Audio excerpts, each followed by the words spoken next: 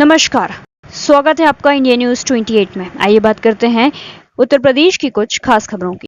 दिल्ली से वृंदावन तक निकलेगी सनातन हिंदू एकता पदयात्रा।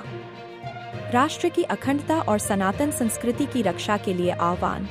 अयोध्या, 7 नवंबर से दिल्ली सनातन हिंदू एकता पदयात्रा की शुरुआत होगी, जो 16 नवंबर के बांके बिहारी वृंदावन तक निकाली जाएगी। इस यात्रा को लेकर अयोध्या धाम की तपस्वी छावनी के जगतगुरु परमहंस आचार्य ने प्रेस वार्ता कर विस्तृत जानकारी दी और संत महात्माओं सहित सभी धर्म प्रेमी नागरिकों से इसमें सम्मिलित होने की अपील की। जगतगुरु परमहंस आचार्य ने कहा कि यह पदयात्रा किसी के विरोध में नहीं, बल्कि राष्ट्र की अखंडता, एकता और सनातन संस्कृति की रक्षा के लिए निकाली जा रही है। उन्होंने बताया कि यात्रा का मुख्य उद्देश्य भारत को संवैधानिक रूप से हिंदू राष्ट्र घोषित करना, गोवंश को राष्ट्रीय धरोहर का दर्जा दिलाना और रामचरितमानस को राष्ट्रीय ग्रंथ घोषित कराना है।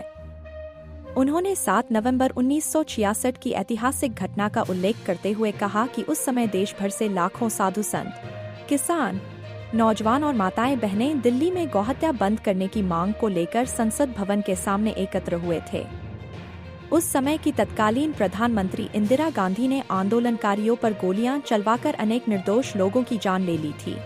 जगतगुरु परमहंस आचार्य ने कहा कि उस समय हमारी आवाज दबा दी गई थी, लेकिन आज हम फिर उसी संकल्प के साथ उठ खड़े हुए हैं।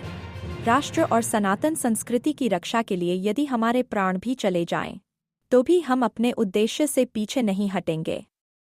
अयोध्या जिला ब्यूरो 20 मिल्हा खान की रिपोर्ट। 7 नवंबर से 16 नवंबर तक दिल्ली से श्रीधाम वृंदावन बांके बिहारी तक हिंदुओं को, सनातनियों को एकजुट करने के लिए सनातन हिंदू एकता पदयात्रा करने जा रहे हैं।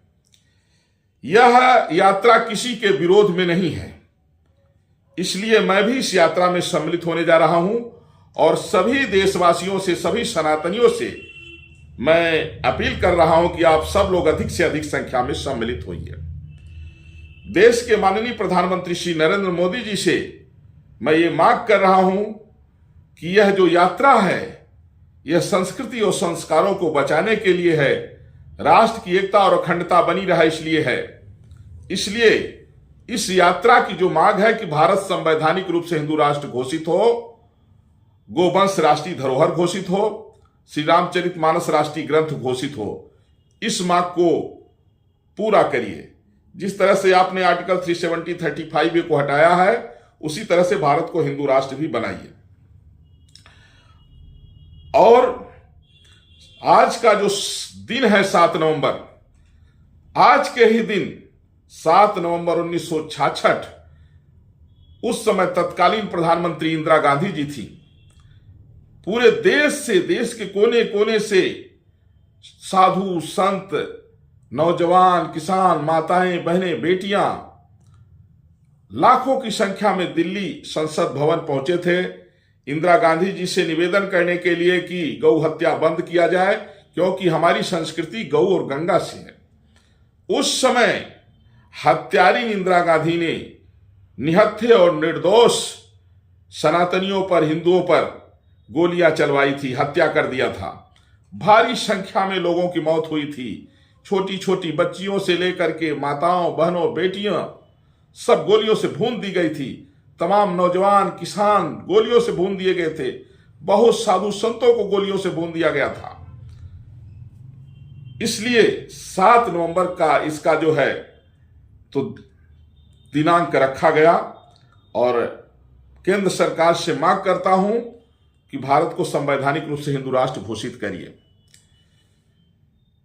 खुफिया एजेंसियों को सावधान रहना है कि किसी तरह से इसमें कोई अराजक तत्व न आए।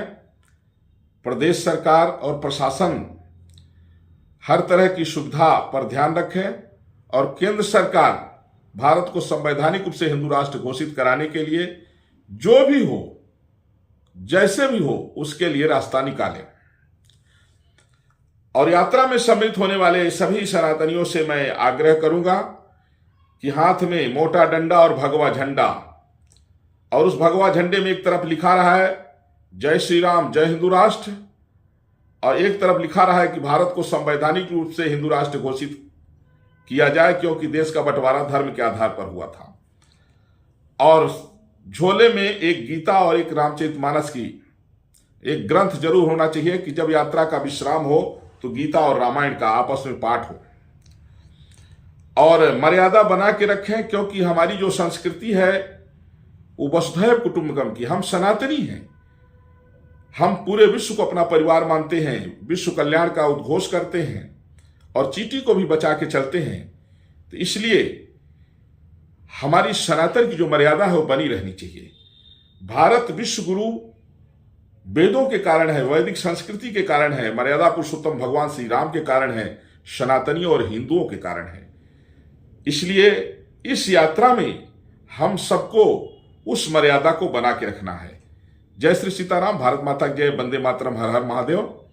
और इस यात्रा में सभी लोग अधिक से अधिक सम्मिलित हों और मैं भी इसमें सम्मिलित होने आ रहा हूं। जय श्री सीताराम।